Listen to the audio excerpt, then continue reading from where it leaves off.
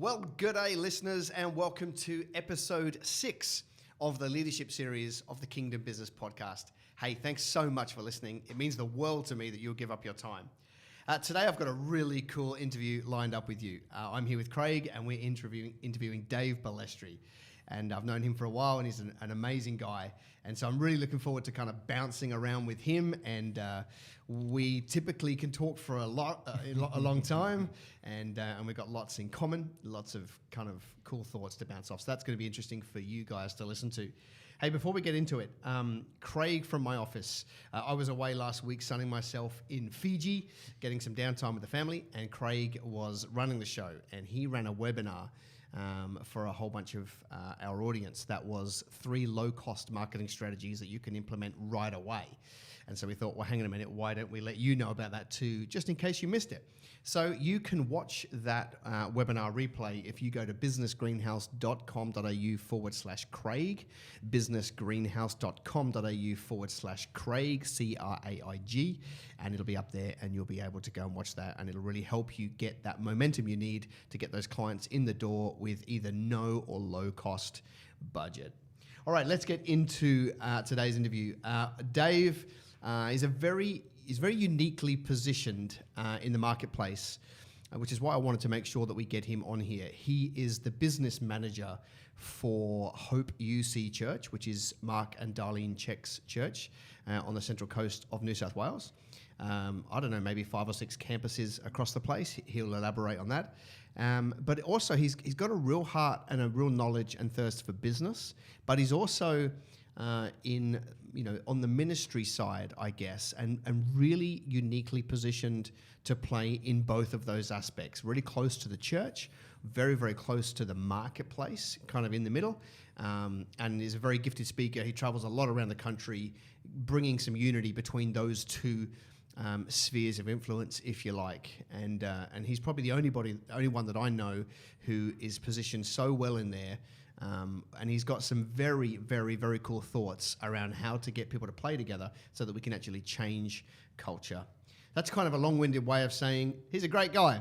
So, hey, Dave, over to you. Why don't you give us a bit of an introduction? Tell us a bit about yourself. Yeah, thank you. Great honour to be on the broadcast, and I'm a fan. I'm a watcher of it, and enjoy it immensely. Yeah, so I tend to straddle two dynamics, which I love being an executive pastor with Mark and Darlene there on the Central Coast, and it's a wonderful, vibrant church and full of great people. And we've got actually a wonderful cluster of business people in the church that fall under my pastoral hat, and they're a wonderful group to pastor. You know, sometimes pastoring entrepreneurs is like herding cats, because they're all usually big-spirited people, great men and women. So that's a lot of fun. But the other side of my life, I do still run some consultancy companies, and I love being in the marketplace and really trying to keep my hands very close to that pulse. I think it really came out of a passion. I've been in business since I was very young, and so business has always been a very natural bent for me. And so I feel like, I'm in my mid-40s now. I know the beard makes me look a little older, that's the point. But I really love coming to work because I get to do the 2 things that I'm really passionate about, which is equip believers in church world, as well as in their marketplace sphere, and then also because my client list is not just Christians. It's very important to me, actually, that my client list is a mixture of Christian and non-Christian, and I have just a lot of fun, and to see God in the marketplace show up every day is an adventure, and it really is, and it's a surprise to me. I think I'm surprised that how much God wants to be involved in enterprise, how much he wants his voice to be in enterprise, even in companies that wouldn't necessarily be religious or run by religious or Christian people. So, that's good fun. Good stuff. Hey, straight off the bat, what is kingdom business for you? Yeah, kingdom business, it's interesting. For me, I tend to read the Bible through kingdom lens. So for me, Genesis 1 is God creating His enterprise called the earth, and then assigning humanity to run His business. And I always say God's not interested in being your business partner; He's your boss. This is his creation, and we get assignments to do. And so kingdom business is really, for me, how God shows Himself through human enterprise. And I really believe that's multifaceted, the way that God shows Himself. So it's not just that you've got a fish sticker on your front door of your business, but God shows Himself through beauty, through prosperity, through bringing value. Those things for me are what I would say kingdom business. So it's this thing about how do we demonstrate the kingdom of God through enterprise that has realities of financial dimensions and influence and impact. I think that those three things are the destinies of business. All business, no matter which one you have, ministers into those three realms. And so, and usually, depending on your business, one of those is the primary, and the other two are the secondary or the stage of your business. So, so kingdom business is God, the goodness of God being manifest through human enterprise for me. Yeah, that's a beautiful way to put it. What were the three things? Impact, resource, yep, impact, yep, and influence. Yep. And I think that some people get hung up because they believe that they're only one-dimensional about that, and so sometimes people get excited around this whole kingdom business thing, and so they're like, man, okay, we're going to, this company, the ideal is that we're just going to make $100 million, and you know what, that's awesome. But you just got to be careful about being one-dimensional with that. I'm not against that. I think that's amazing. But what if, I've got a guy, I've got an organization that I coach who probably is an annual turnover is only about $1 million, which they're not small fries, but they're not big players. But their kingdom impact, in the sense of what they do, they're an organization that actually uses music, rap music, and teaching kids how to sing and how to be musical, rescues street kids off the street and kids that are homeless, rescues them into their program through music and through the arts, and actually that particular enterprise. Some of the Australian Idol winners and Australia's Got Talent winners come through his program. Wow. And so when you talk about impact, you would say that guy is punching above his weight when you think about what sort of resources he's bringing in. His impact is way beyond that. But then I've got other clients that their business doesn't have any sort of level of that direct impact, but as far as a resource bank for the kingdom, bringing in tens of millions of dollars and able to fund a whole bunch of stuff. But then the other one is the influence thing. So now you've got some companies that, sure, they're doing pretty well in the resource thing, they've got some impact, but actually their greatest gift is that they're able to influence movers and shakers in this nation at the heads of industries or in politics or even in the church. And so they're able to shift and bring stuff that from an influence perspective is their primary purpose. So I always say you're called to all three. Mm-hmm. You probably, depending on your business, you could be grace for one dominantly and the two will be secondary. Mm-hmm. And you'll hurt yourself if you mix that up. Yes. I think that's a great distinction. I don't normally hear influence and impact separated. Right. And as soon as you mentioned it in those lists, I was going to ask you, well, what's the difference? And then you explain it. It's because most people are, I suppose they're wrapped up into the one. And if we're actually identifying the influence and impact is different and being a resource, they're all different. Yeah. I think that alone allows us to be more empowered within each of them rather than to just package them all together and just be shooting for the one. Yeah. Distinctions are powerful in business, right? Distinctions, they just, What I love so much about that is there would be a lot of people that feel like because they can't do resources well, right, they're not a kingdom business. Yeah, that's good. And there are some churches, and by far not the most, there are some churches that only validate kingdom business people as people that can bring resources. Right. And, Right, and, that's a good and, point. and that does not validate the other areas that they could be contributing to the kingdom. Yeah. Because it's only one. Right. And so, I mean, it's a shame, right, that we wouldn't take entrepreneurs and value everything they offer, and Yeah. we would reduce them down to the ability to write checks, Right. which is one permutation, you're Yeah. saying, Yes. but it can't be all of it, right? No. What if you're right. What if they can't write the check that you would equate even in your mind, but they're able to, that business is able to minister to its employees, and actually they're leading their employees and their families to Christ at an accentuated rate, but you're only looking through the lens of how much money they're bringing into the, you've done yourself the greatest and them the greatest disservice. I agree, yeah. Because you're right, you're only one-dimensional. We'll go back to the example you gave of the dance music school who are going to find unsafe street kids Yep. and giving them a place. Yeah. Well, they're going to want to go to church somewhere. Absolutely. They're likely to go to church somewhere in their local town, likely to be where their boss goes to church, right? Yeah. Or the person that's helping them. Yeah. Like, I just think if you're a pastor and you're listening to this, first of all, thank you. Second of all, we just don't want to put business people in a box. You know, of course, we want them to make money and we want them to contribute and we want them to give generously and all those things.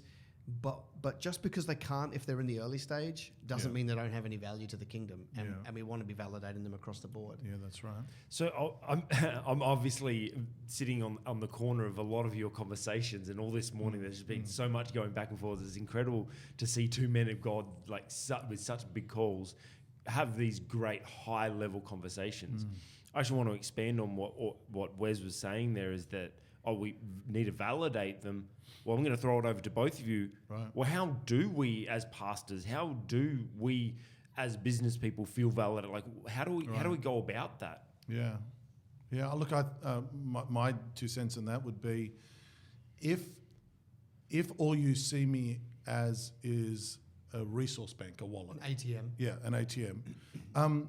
It's not that there's a level of validation there, in the sense of there's an aspect of it, but you're actually not, respectfully, you're not releasing me into the fullness of what I can bring, the fullness of the value that I can bring to the church, to the kingdom, to my generation. And by default, if you do that to me, you might actually pastor me into a corner. And I've met enough train wrecks of Christians that went after something in business because they could only see, well, I've got to be a wallet, and missed a whole bunch of other things that actually what they were probably called to, because they were just one-dimensional. And so I think what I would say, my thought here would be, for ministers, as a fellow minister, to just say, you've got to see kingdom entrepreneurs definitely as a calling, and that's fantastic. I mean, there's a whole another conversation around marketplace champions. So that's a whole nother field. But let's just talk kingdom entrepreneurs right now. It's like, pastors, you just got to take a step back for a moment and think about this thing that says, hang on, kingdom entrepreneurs are uniquely graced in a certain way to bring the kingdom. And so the question then becomes, how can I create a space or a context for them in the family of the church where the totality of what they bring is nurtured and given room?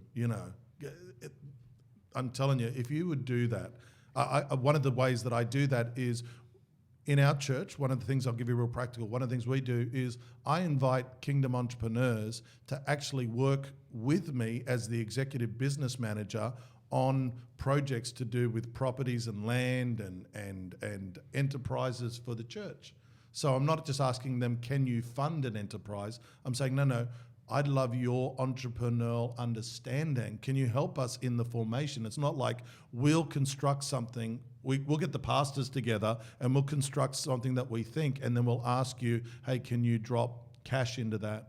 No, we bring them in much earlier, going, hey, actually, could you bring your entrepreneurial grace and your brain to this? And actually, I had a meeting the other day with 3 key business people in our church, and we've been kicking around some really big projects, trying to sort it out for 18 months. In 2 hours, we got further. We got more dynamic thinking around these projects and some real tractional legs on them in 2 hours than we had in 18 months. Wow. I don't actually think it's that hard to validate entrepreneurs. I really don't. They're usually self-starters. Right. They're pretty content, like they're going about their daily life. I think first and foremost, acknowledging almost what you said is the call is first a gift to the marketplace, and second a gift to the church. We wouldn't expect a politician who's graced to be a politician to give 40 hours of their week to the church to write policy and governance, and then go to Canberra for 3 minutes if they've got time.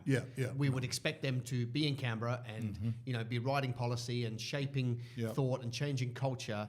And then, of course, we would want them to bring their gift to the church. If there's a need for it. Well, business is the same. Right. Get out to the marketplace and validate them there. And my pastor, Pastor Len, I remember he said to me when I first met him, where are you called? I'm like, business. Right. He goes, great. Let me know what I can do to push you into that sphere. Right. Oh, and by the way, when there's a working bee, I don't want to see you because you're called to be in the marketplace. Yeah, that's so good. And I thought that, by the way, that makes you feel 10 foot tall and bulletproof when your pastor speaks to you like that. Yeah. So I think, how do you do it? Like, if a pastor was just to inquire every now and then to their business people, hey, how's your business life right now? What do you need help with? What can I pray with you for? Can I come to your business and break bread?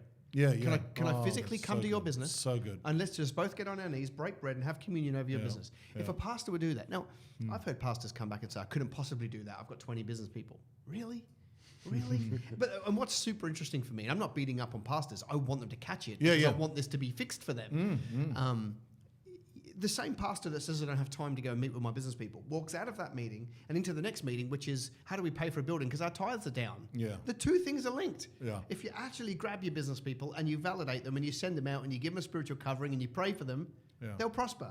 They'll bring those spoils back into the church and you won't have to have a meeting about how to pay for something. I've got a really practical pattern of what I do as a pastor. We have business life is what we call our business people in our church. And so, we've got a number of campuses. So right now there's about 115 business people on my books. I've just got a pattern that every week I call 4 of them, and I either call them or text them, and I'll think of it. I'll be praying, or I'll send them a scripture, or I'll just go, hey man, thinking about you.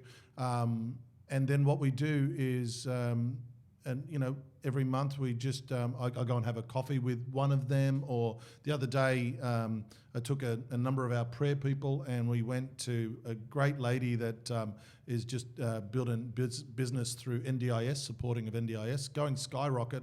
And we did exactly what you just said there. We 6 o'clock we went. We spent 1 hour. We didn't, like it was after hours, 1 hour. We went, we prayed in her offices, prayed over each of her staff's chairs, and had communion together, and just spoke words of encouragement to her. I mean, you should have seen her and her husband. It was a real moment. She was in tears. I mean, we were all in tears because it's this thing about. And I said to her, "You're running a church in the marketplace. It's not disconnected from our church. It's not, And it's like you would do that if someone was sick. If someone was sick and they said, Pastor, can you come and pray? We would, right? We'd go and do that. We would minister accordingly to the people. And I think that's all we're saying here. You don't have to get tricky with it. Just the fact that you go, hey, I'm open to this, God will give you a bunch of stuff. So it's like me. I contact 4 business people every week in my church. Every week they get a text, a phone call or something from me just going, hey, thinking about you. So, on average of those 100, they'd get 2 touch points a year as far as that's concerned. And then we do a whole bunch of other stuff. But I'm just saying from a personal touch point, 2 a year minimum. Well, I feel special because I reckon you text me twice a month with some of the most encouraging texts I've ever had in my life. Pastor David. You're on the VIP list. I'm on the VIP list. Either that or I just get the bulk ones that everybody else gets. Auto send. If we sit in the other seat for a second, somebody listening to this is a business owner who doesn't necessarily get validated. What could they do to start the journey to open the dialogue with their pastor. That's good. Yeah, I mean, I've got this heart. One of the things I say I know when I'm talking to people that I really value, and so I'm presuming now we've got a business person, loves his church, loves his pastor, just, maybe the pastor's struggling to understand him. I think one of the most powerful things is to go and say, Pastor, I just want to reaffirm, I love what you're doing. Thank you for, the church. Thank you for making this a safe place. And then ask this question. It's a loaded question that says, how can I serve you? Now, because you might go, oh, well, he's going to tell me to come to 3 services and stand at the door. But actually, the idea of how can I serve you is a trigger to open a conversation. Because just because you said, how can I serve you, doesn't mean that if pastor says, well, you can serve in the creche and you can do this and you can be at every prayer meeting and that.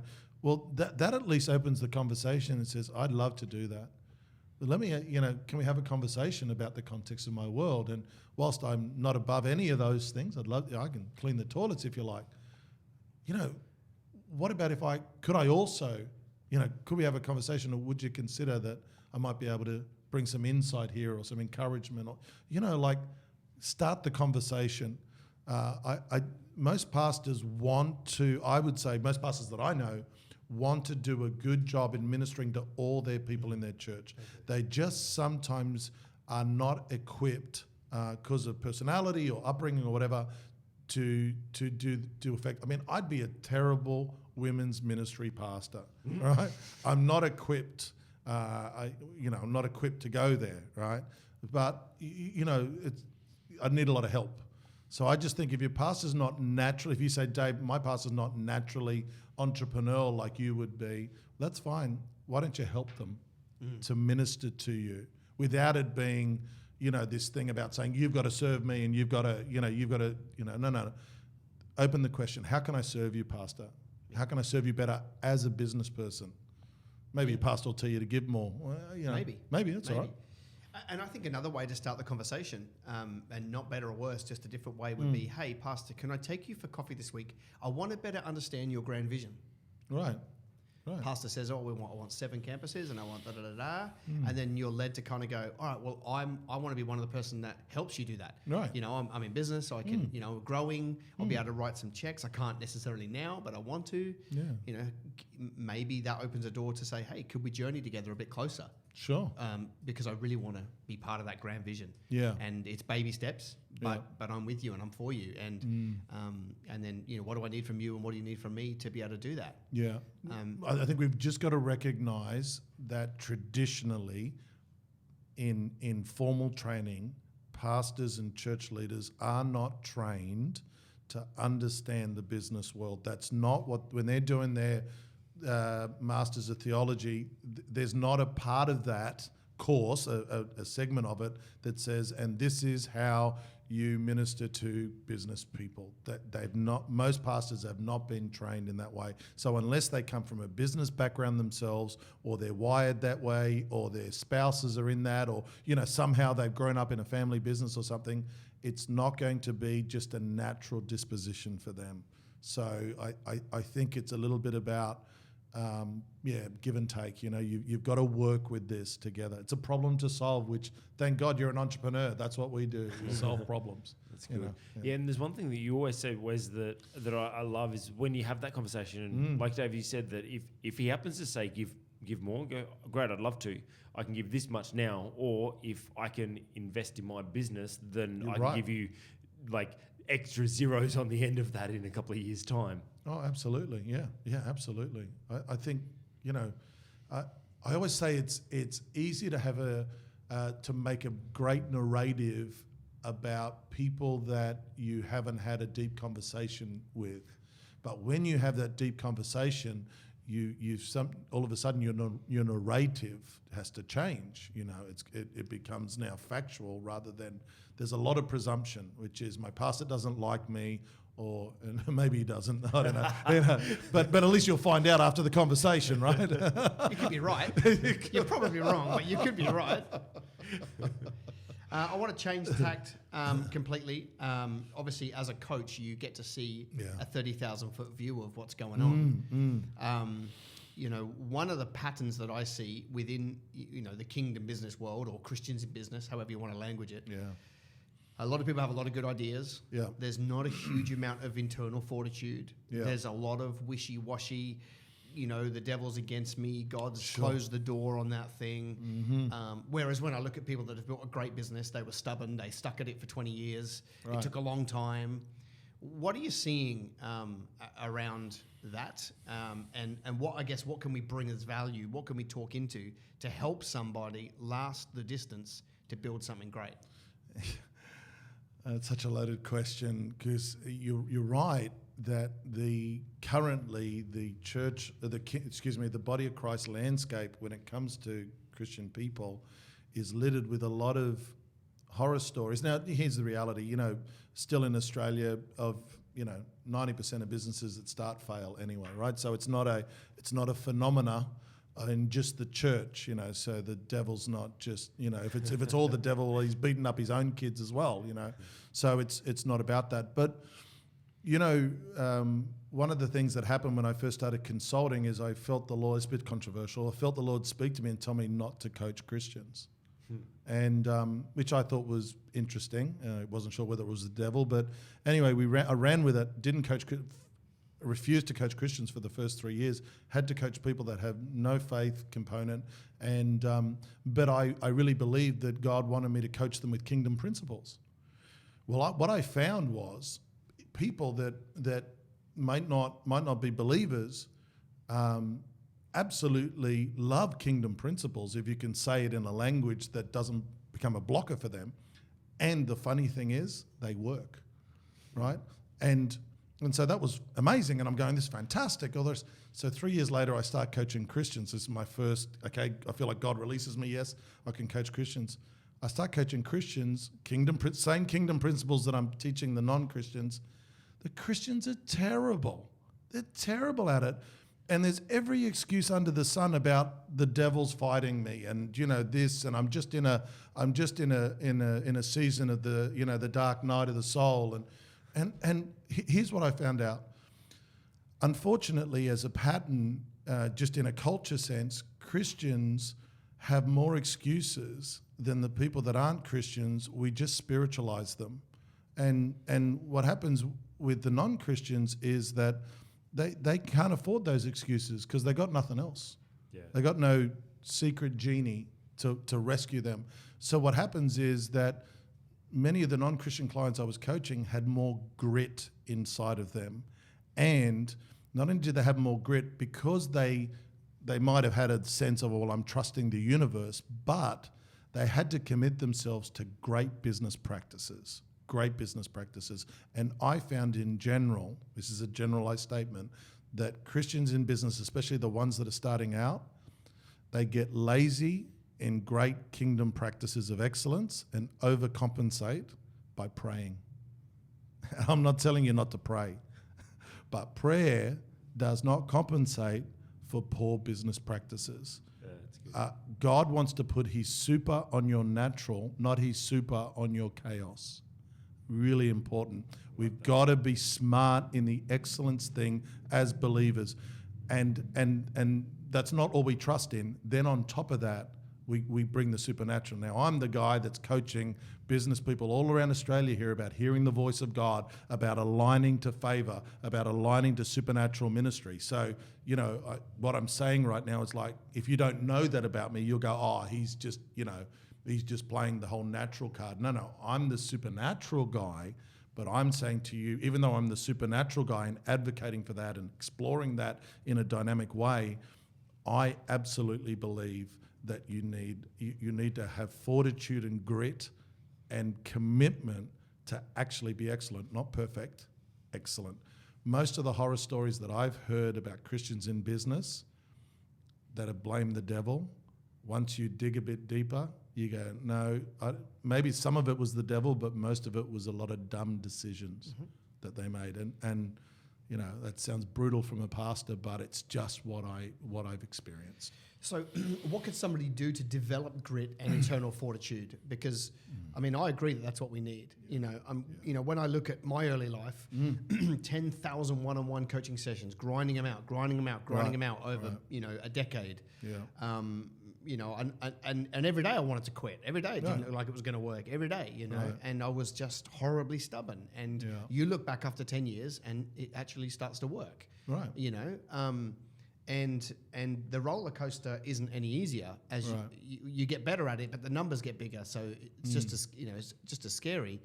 What could somebody sitting there right now who's like, what, I am a little bit up and down, I am a little bit on the roller coaster.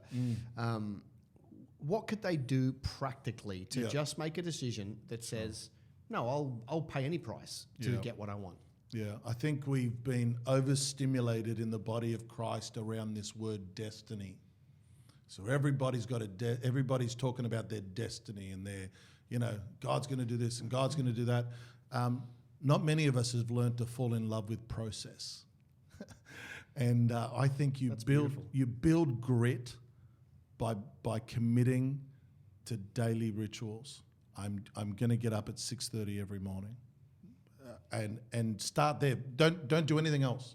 Just do that for 30 days. 6:30, no matter what happens, rain, hail, and shine, get that one across the line. Then figure out, okay, now that I'm getting up at 6:30 instead of 7:30, and I've got this hour, I'm going to incorporate some exercise. Just kind of build on anything that you desire that you don't anchor into daily rituals is just a wish. And at the end of the day, you build grit and capacity. You've got to build internal mechanisms within you so that you become this beast of habits. I believe that, and you commit yourself that you go, no matter what happens. So the child is sick and up all night, I'm up at 6:30. It doesn't, I got home late, I'm up at 6:30. Because it's not about the 6:30, right? It's about convincing yourself that you can follow through. Personal accountability. Right, I can follow through. And people, don't even go after the big heavy stuff. Just start taking start being consistent in carrying a load, and just do that consistently. I had a guy that came to me with a business plan.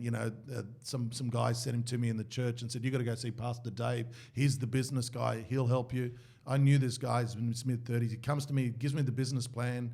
And he chases me down, gives me the business plan, and I look at it. I already know what I'm going to say before I even, So business plan, and it's a landscaping company. I look at it. I'm acting like I'm reading it. I didn't really read it because I already knew what I was going to do. And I said to him, "Hey, man, that's awesome. Fantastic." And I gave it back to him, and I said to him, he said, "What do you think I should do?" I said, "You should take that, put it in a drawer in your house," and I said, "and leave it there for 5 years and go and get a job." And he says to me, "Is there something wrong with the business plan?" I said, "No." He says, "Will I not make money?" I said, "No, you'll make money." He said, "Will I make more money working for somebody else?" I said, "No, you'll make less money." And now he's frustrated, right? Now he's upset with me. He says to me, "Well, why would I take this business plan and put it in a drawer? They told me that, And I said to him, "Because you still think that the biggest challenge of business has to do with making money." I said, "The biggest challenge of business is getting up every day and backing yourself emotionally." And I just said to him, "You've not shown a pattern of that in your world the last 5 years." I said, "You need to go and get the most boring job and turn up to it every single day, rain, hail, or shine." I said, "If you can do that," I said to him, "you will build fortitude inside of you." I said, "Then take that business plan out and go and live a big life." Yeah, and you'll do great. You'll do great. So you said about emotions. I think that's really important for me. I heard somebody say many years ago, the only people that get hurt on a roller coaster are the ones that get off early. Right? And it is an emotional roller coaster. Yeah. What could somebody be thinking or doing to not be thrown off course by the highs and lows? I mean, I know my answer, or what I do, but I'm keen to kind of hear yours. Yeah, I just reflect probably in my own experience. I've been in business since I was 10 years old, right? And I had my first partnership when I was 14. And I would remember, man, when I would make a bucket of money, as a teenager, you could just, man, I lived large like that month or whatever. I lived large, man. It was I'm going to show how old I am here, but I was into Miami Vice. So, man, I remember one of the biggest. I had this breakthrough. I made a bunch of money. Man, I went and bought linen pants, like white jacket, white Did you roll pants. the sleeves up? I did, and jacket? I had a yellow singlet, and I bought white shoes. Love it. I mean, that was I was Your shoe something. game is still strong. Yes. Yeah, So- I was so something that- there. is that where it so, started so from? all I'm saying is, I would ride the euphoria of that win, like big time. But then what happened? Have a bad month, and then I'd be like, oh man, now I'm ducking debtors. Like I'm in the doldrums. Forget the white jacket, that's gone now. Now I'm in the tracky dacks. I'm depressed. Like I'm riding the low really intensely, and I'm riding the high. For me, what's happened is I respect the breakthroughs, and I'd celebrate them, but I don't over celebrate to the point that I intoxicate myself and think that I'm bulletproof from that point on. And you know what? When stuff turns the other way and goes south on me, honestly, I'm not at that point sitting in a dark room listening to The Cure. Like I've evened out the wins and the losses, because I know if I've had a win, that there'll be another one, or there'll probably be a loss. And I've got to remain, like, I just build a consistency within me around that. I find to do that, I don't stifle my momentum. And business is about momentum. You've got to build momentum. Right? You've got to build momentum. When I first started the coaching practices, man, I'm calling people. I'm doing pro bono stuff. I'm trying to pull it to me. I've been consistent over 12 years of just delivering results. I don't call respectfully, I don't actually call anybody about, do you want me to coach you? The energy comes to me because I've got momentum. But I built that because, when I got some big playing clients, I didn't go and over bulletproofness, or overthink I was bulletproof and go and make a whole bunch of decisions about, oh, that's it, I'm going to be the guru of life coaching. I remained, that's for me, this steadiness, which I'm a South American, I got hot blood. So it takes work, but you can reprogram yourself. I agree. Yeah. Because, I remember when I started, the highs and lows were really real. And the highs are great. It's the lows that suck really bad, right? They do, yeah. And when you're riding high, you feel 10 foot tall and bulletproof, but 3 minutes later, and we got 250 clients around Australia and New Zealand, and we get to see those highs and lows. And I get the emails of like, I'm killing it. And then 3 weeks later, my best clients left and I'm in the doldrums, or my team members quit or whatever. And I know I remember those days. And I also remember when the highs were on, I was always super scared that the next low is coming. So never really able to relax either. Yeah. And so for me, I just came to a point where I realized there's always good things happening. Right. And there's always bad things happening. Right. And I'm totally okay with both. Charles Dickens, it was the best at times, it was the worst at times, right? Yeah. I know, like today, like I just got an email before the live thing saying some clients in trouble, right? Okay. But there'll also be one today that says something really good, and it's just always a way. And I've got to find even keel if I want to last the distance. Yeah. Because otherwise, I remember feeling sick in my stomach, from the highs and lows, and I don't want that for anybody. I want them to be able to last 10 to 15 years, and you won't with highs and lows. You'll have stomach ulcers, and it'll eat you alive. Yeah. And so, for me, this is where I arrived to. I went, my life is not my own. Right. Like that's quite heavy and quite spiritual. Paul said I'm a bond servant. Yeah. Like that's I can't change my mind. I am doing this for the rest of my life. I'm a bond servant. Yeah. And he also what I love about Paul is he also says he was kind of mocking the people that were bragging. Right. And he says, you talk about all the big things that you've done in your life. Let me brag: shipwrecked, stoned, flogged, never turned against God. Here's my resume. Yeah. Yeah. And so when I think about it, I think, well, what if somebody's journey was hardship? What do you do anyway? Like, what's the alternative? What's the alternative? Right. Like if life is hard, you're probably in the kingdom to a degree. Yeah. So I just think it's a mistake to be always thinking destiny. You know, my Right. future's amazingly bright. Yeah. I mean, Paul's wasn't bright on a day-to-day basis. Sure. You know, I mean, he Sure. got to do what he loved. Yeah. But, you know, there were times when it would have been horrible, you know, like thrown in jail, you know, for the wrong reasons. Yeah. And I just think about that and I think if my life is not my own, Right. then do I have any rights to complain anyway? Or should I just get on with the task that the Lord gave me? Sure. Remembering that life is but a breath on earth. Yeah. And then I'm going to go and spend eternity with him. Yeah. So I think when we are thrown off by the highs and lows, Yeah. I think we have forgotten we are taking back control of the very life we laid down. Yeah. Yeah. And that's a fairly, I guess, heavy way of looking at it. But I think it's a mistake to always be focused on blessings and breakthroughs. Yeah. Because at the end of the day, I mean, my life is nothing but banging my head against a wall, as well as a whole bunch of other really cool things. Yeah, well, you're solving problems, right? So you got the frustration of that, which is a low. But the wonderful thing is when you bring an answer, you find the answer, you discover the answer together, And they're that's a beautiful always high. intention. Yeah, Those two things are always intention. yeah, And so I know, for me, I just got to the point where I was like, well, actually, I'm okay with the constant drama and headache Right. and issues. And when I became okay with them, I was able to look 30 years down the line and say, I mean, I'll get better. We'll find ways to innovate so that we don't have issues, but I'm okay with them. yeah. And it wasn't until I got to that point that I was able to kind of, you know, decide that that I was going to last the distance. I think entrepreneurship in the kingdom is not a decision you make. It's a grace that you discover that you have. And if you don't have that grace, respectfully, you need to go and get a job. Not that that's a second-rate calling, because maybe you're graced to be a fantastic manager in a corporation.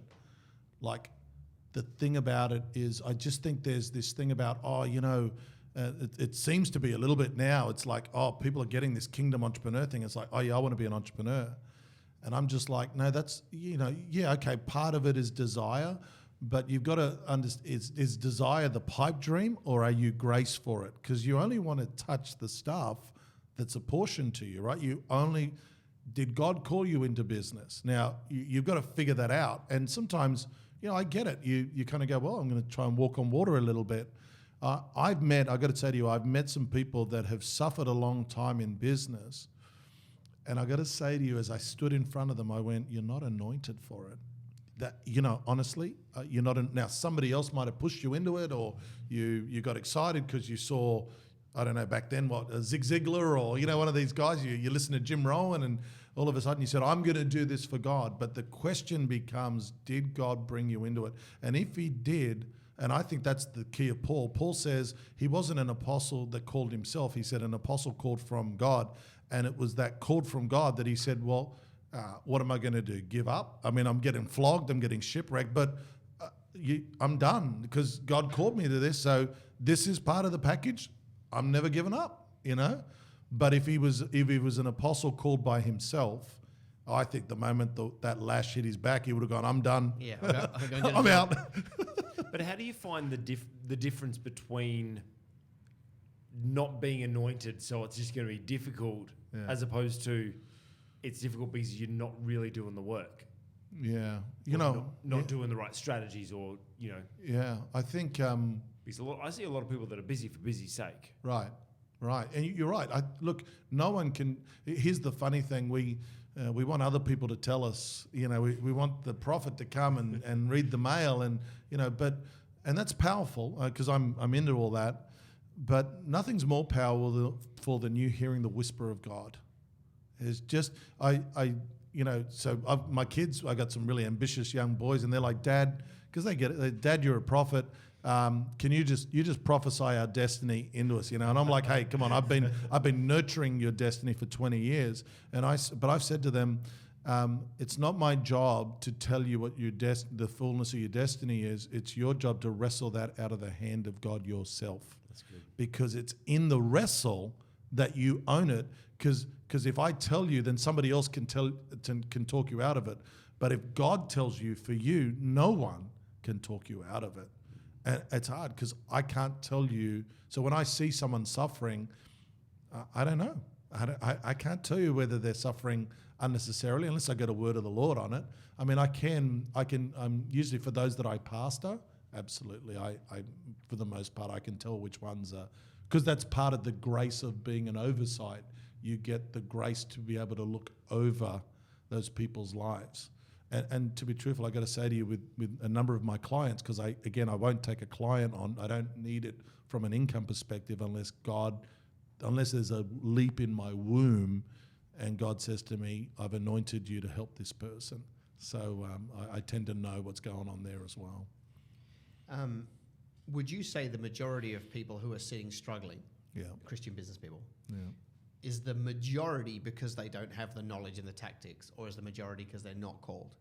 No, I think it's the knowledge and tactics. Yeah, I me think too. we have not, respectfully, I say this as a minister. I got to tell you, if you read church history in the 400s, 400 AD, I mean, we're talking about the fall of the Roman Empire, 400, 500, 600 AD. You've got the church in Europe at that time, especially in Ireland. Now you're talking about St. Patrick and that.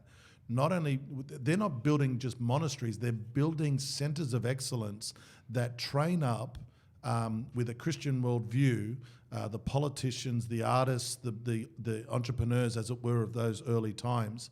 And they did it. I mean, that's how Europe was saved, like it's honestly, that is that. And then that you see a waning of that, and you see a rediscovery of it in the 15 and 1600s out of the Protestant Reformation. That era, the church returns to its place of equipping the humanity, as it were, with kingdom worldview, gospel, and all the sciences and everything else. We as a church, the body of Christ, over the last 200 years have waned again, and we're only just beginning to come back. So I feel a great burden, and it's one of the reasons why I love what Business Greenhouse does, and some of the other ministries. You had Mark Bilton on recently. The church needs to re-engage and re-skill, because what we've done is we've not advantaged kingdom people or Christian people in these spaces, because we think, look, if we train someone on how to do the Bible study, that'll make them a better business person. Not necessarily so. Yeah, I really have a burden for that. Well, I love all that. That's really, really cool. Could you just take a minute and validate the entrepreneurs? We ask most of our guests to do this. Yeah. Can you just take a minute and validate them in your own words? Yeah. What exciting times that we live in. I'm convinced, traveling nationally and globally now, I'm convinced that there's a move of God in the earth, in the church.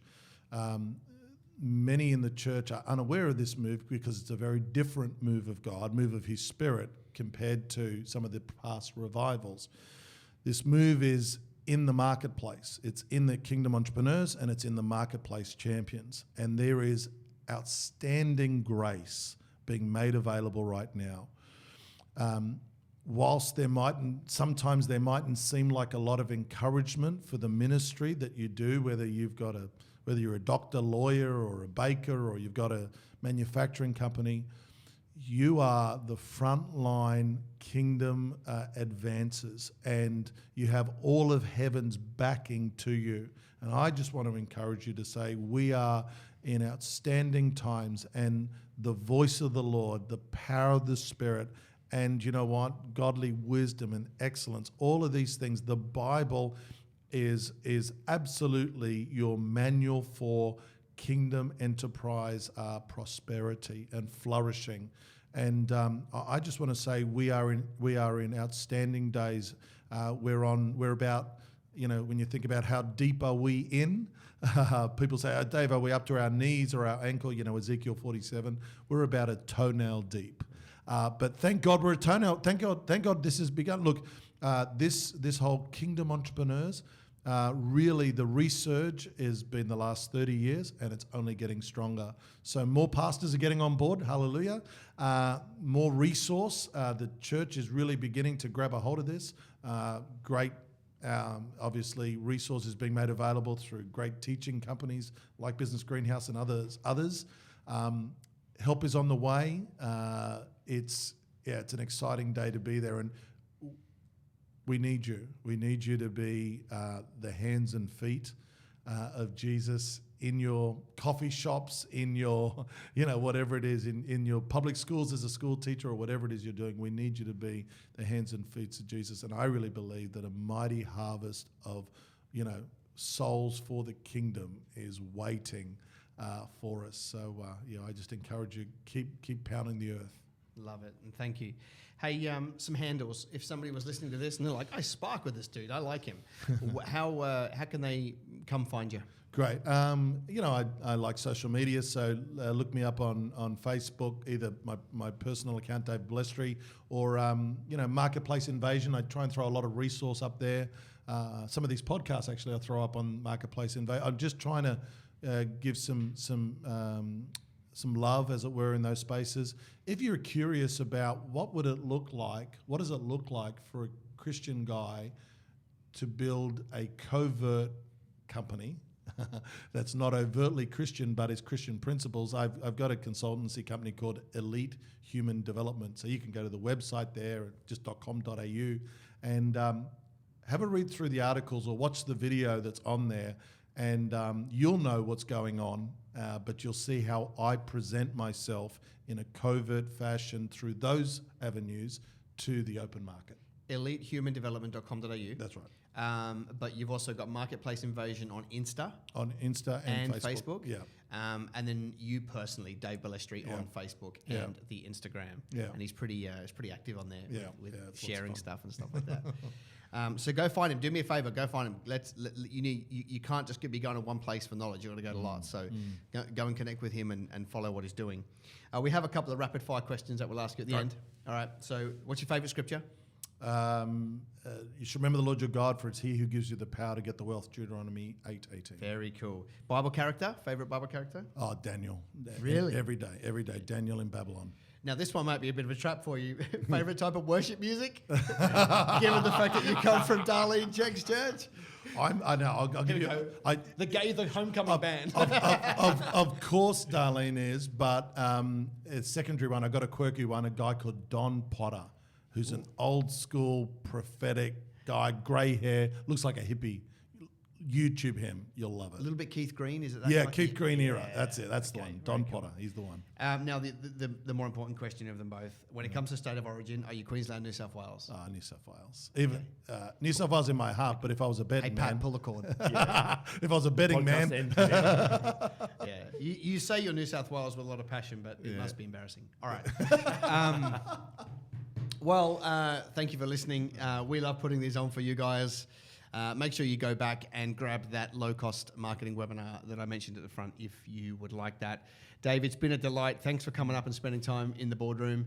We're going to do a lot of work together, I can see, because we've got the same heart and we want the same outcome. But bless you guys for listening. We'll catch you next episode 7.